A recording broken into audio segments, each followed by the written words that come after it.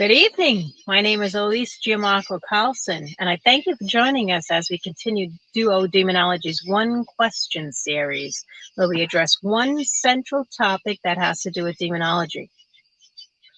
Our topic this evening is, why is there evil? That's a loaded question because, like beauty, evil is in the eye of the beholder. Some things happen that can be considered bad, like an earthquake or a hurricane, that can't be considered evil because evil has a human component to it. Apparently, God allows evil to exist in the world. There's an obvious dichotomy. Can good exist without evil? Can evil exist without good? Do they somehow balance each other? It's a challenging question, and I don't know if anybody can have an answer to that, since evil has a lot to do with the basic do's and don'ts of demonology. We're going to ask our Duo Demonology panel, which, as you know, are Demonologists Carl Johnson and Deacon James Annitto. Gentlemen, it's all yours. Thank you, Elise. Thank you, Elise. Hello, everybody. James Annitto. And Carl Johnson. Hello. You want me to start with this? Yeah, most definitely. Lead in? Yeah. Definitely. Okay. So the question was, for people that are just now tuning in, what is the question? Shame on you if you missed Elise's intro. Yes. You're lost. Well, the question is, why does evil exist? Well, I think it depends on to answer that, or attempt to answer it, you got to isolate what kind of evil you're talking about. I can categorize it as three types of evil. There is wholly objective evil. Wholly objective evil. No, objective evil is something that's causal but not intended, like famines, pestilence, plagues, like we're going through a plague now with the COVID virus. That's not evil in itself, but it's highly inconvenient. A word Elise used, It's so if you personify it, then it becomes intrinsic evil. Like this, that's what evil is. The plague, the demons sent the plague. Like Pazuzu is a demon of plague, And he was representing So there's that kind of evil, and it's not evil except in a very broad sense. It's inconvenience. It's not a willful evil, a volitional evil. Then you've got subjective evil, which is how we treat each other, and sometimes humans treat each other pretty poorly. Yes. So that's evil if you usurp somebody's property or land, and that may be good to the usurper, but to the person on the losing side, that's evil. Like you could say, usurpation of nations. Invasion, like World War II with Hitler. His intended global expansion. That was evil, and I would say that's pretty evil. You don't need to really define it, but it was good for the Third Reich. So you got that, those two evils, and then you've got a different evil. You've got an invisible evil. You've got a metaphysical evil. You've got the devil and his demons, this controlling force that pulls the strings and manipulates the world and is hell-bent, so to speak, on undoing the human populace. Now, out of these three evils, there could be only one. There could be how we treat each other. There could be human evil. Our propensity for aggression and taking over somebody else's belongings and properties. That's the evil we are most familiar with. But it tends to get, as I was saying, personified. And it's personified as the devil. Personified evil is that metaphysical evil. That's where you've got, well, how can evil exist when God is good and beneficent and he rules the world, but he allows evil, and that is usually interpreted as free will. We have free will, to quote Rush, we have free will to do good or evil as we see fit. Definitely. So what's real in that? Obviously plagues and pestilence and famines and droughts are not, basically evil. They're inconvenient. It's life. Life happens. Yes. Shit happens to us. So that's an evil. I would write that off as not being really evil. Yes. That's just a way of interpreting it. That's subjective evil, the way we treat each other. Yeah, you can define evil, but it depends on the cultural standards too. What's evil to one culture is good to another. Whoever wins determines what's going to be good and what's going to be bad. And I think everybody experiences good and evil in their lives. I think that's universal. But we are never really, humans are not wholly good nor wholly evil. I've met some pretty good people, though. I have My mother, I can't define her as having any evil in her. She'd be a little vindictive sometimes. It's just life's experience. So you got that human component, and as Elise mentioned, the dichotomy, good, evil. Can good be effective without evil, and can evil exist without good? Evil cannot exist without good. I'll contend that, because you need to disrupt the good to have evil. Disrupted good is evil, and but can good just exist without evil to balance it? In theory, yeah, that could be all good, but it will never happen. Not with the human race, not with the human mentality. And you just decide what was good to the great Roman Empire. It's not necessarily good in our culture. Yeah, definitely. It's progressive and all that. But then the most mysterious one, and the one that can be most debated, is the personified evil. Satan, Lucifer, his minions of demons, the fallen angels. That fills in a lot of blanks. That gives us some answers as to why there's evil in the world. If you accept that, if you accept that as a separate reality.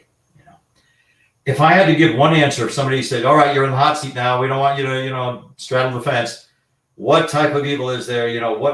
What is evil like that?" Well, evil is you pressuring me for an answer right now. But I would say if there was one type that we know exists, it's the human evil. Most definitely. Dr. Jekyll and Mr. Hyde, the Robert Louis Stevenson novel. Yep. Or novella is in that story. The evil in a human being is isolated, and it becomes pure evil in Mr. Hyde. Definitely. Dr. Jekyll has been able to detach his evil and bring it forth. So it's concentrated evil and becomes pure evil. So does Mr. Hyde even have a choice in anything he's doing? No, he doesn't. But Dr. Jekyll had a choice in bringing, and continuing to bring Mr. Hyde forth, and that becomes addictive to him.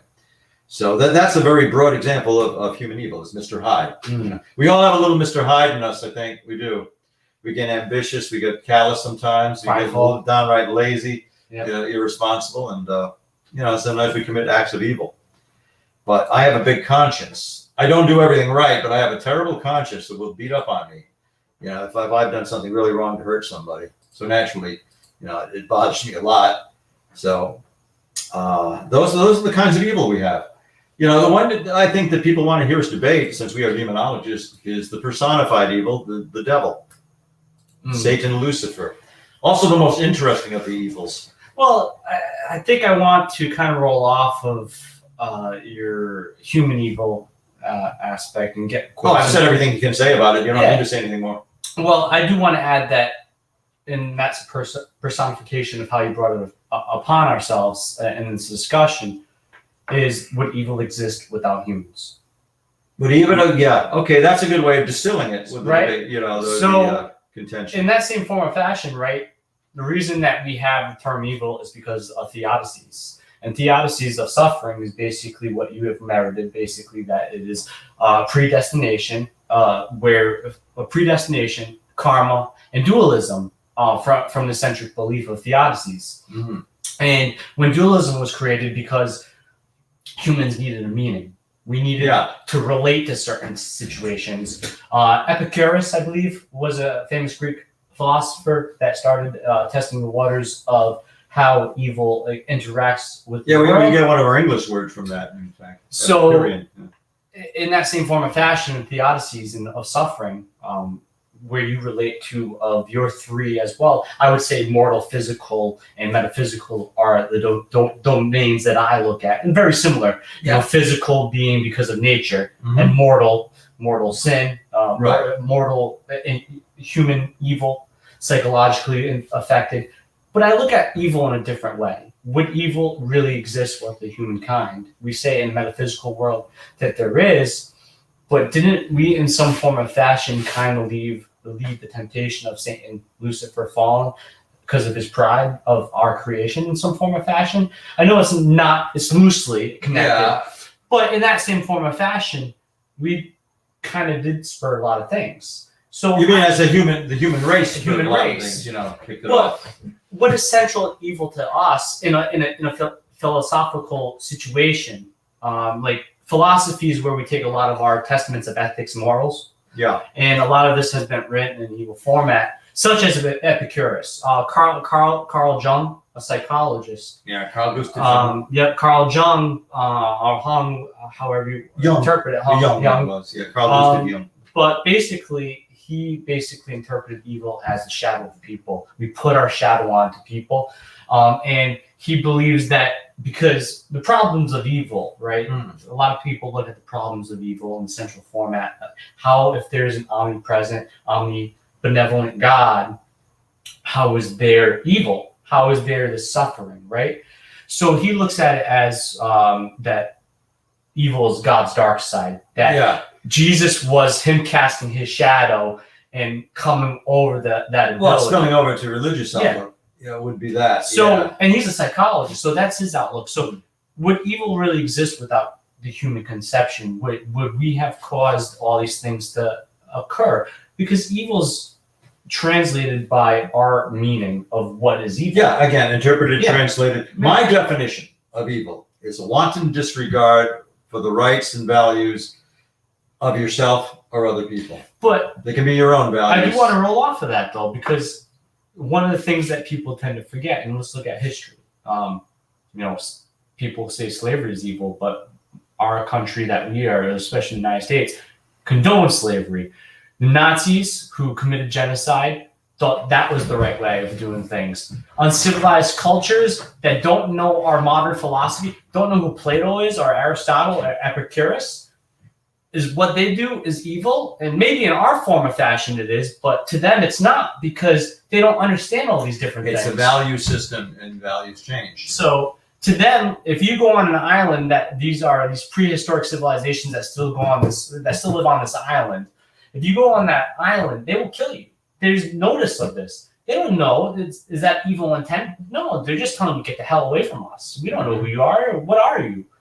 So, but to us, that would be an evil intent because it's murder, right? Prejudice even is a survival tactic. Yeah. It's to isolate your own like kind and push out or subjugate another kind in favor of passing on your own genes, actually, and preserving your own culture and cultural values. So that's good to the person who's successful at it, and bad for the people on the receiving end. But to me, it's interesting. Like, I know it would be hard because they do limit like the availability for these people to communicate because they really don't understand what the hell we're saying. But it would be very interesting to see like what is their concept of evil. Do they even believe in evil? Because there are civilizations that didn't believe in evil. Because guess what? Dualism is a man-created thing. We created the meaning of it. Like I said, theodicies, right? Dualism was that, and karma was part of that human creation from especially Hinduism. So before that Hinduistic culture, like before 4,000 years ago, did they believe in evil? Because dualism. Well, I'm sure some cultures embraced the belief in evil in some concept, right? But then again, they died out, so nobody knows just how they defined evil. But so it's interesting though, like, but rolling back. Would evil exist without humans? I know. Yeah, now that's a big question. That's the overall thing we're driving at. Yeah. Could there be, if, in other words, before humans, or were dinosaurs evil? Depends on who was well fed. Really. No, they just looked evil. They look pretty darn evil. Right. Some of those dinosaurs are pretty evil. But you're saying, like, suppose, like, the concept of after humans. Yeah. Suppose the human race ceased to exist. Would evil still exist? Did it pre-exist humans outside of space and time? That's a hard one, ain't it? Yeah, logic says no. Yeah. Logic says that no, evil is human beings. Continuous. It's a human concept. Yeah.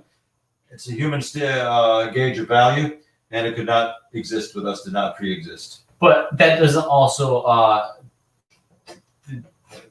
that doesn't take away from the fact that there is some sort of concept of evil. Like, there's hatred, and some people will look at it differently because for the people like that murder, as ethically wrong it is for us, for some people they take it in the same concept as hunting game. It is. So to them it's right. And Well, it's hard to understand. They know they're doing wrong. Some but don't, they just though. don't. They just don't have the empathy. They're Like we moral, do. they're sociopathic, and they don't have the empathy for other people. So of But course we quantify them to be evil, even though it's. So they still hide their evil deeds because they'll be shut away. That's true. If they don't. Yeah, that's true. But I think some of those, like serial killers, for instance, I think you have to qualify them and quantify them as evil people. I mean, there's not much debate on that. There can't be any debate on it, actually. But there could be debate that they're psychologically affected. They have ailments, right? They're mental demagogues like Idi Amin Dada, and they use some very well-known examples. And Adolf Hitler, Joseph Stalin. Joseph Stalin was one of our allies. He was, but he was as bad in every respect as Adolf Hitler. Oh yeah, his concentration camps were brutal. Oh my God, terrible! His execution, no freedom. Well, I remember there was an island that he's called Cannibal Island. It was a concentration camp, and people, like 4,000 people. I don't even know how many people died, but like 4,000 people on the island, and a lot of them survived by eating each other. Was that evil, or were they trying to survive? Yeah. That's another good concept, actually. Thank you. Let me introduce that. And what about Gaius Caesar, known as Caligula? Now, there's a classic example of historic evil. Yeah. He was a personification of evil, but he was deranged. He was a big child. Well, he was a child in a big playpen. The world, the civilized world, was his playpen. Now, he was sociopathic. He would just be like an undesirable, not somebody you want to pal around with. Were he not emperor of the largest empire in the world, in the Western world? And Caligula was allowed to express his evil. He was given free rein to do that. He wasn't in power for that long, but comparatively. You could say he's evil because he was able to play out his evil. Otherwise, he'd be nondescript. He'd be nobody we remembered. But because he was given that unmitigated power for a time, he's remembered as one of the evilest men in history, one of the most evil. And you got perspective again. Yeah, true. It's very perspective. He was deranged. It's just he's deranged with ultimate power.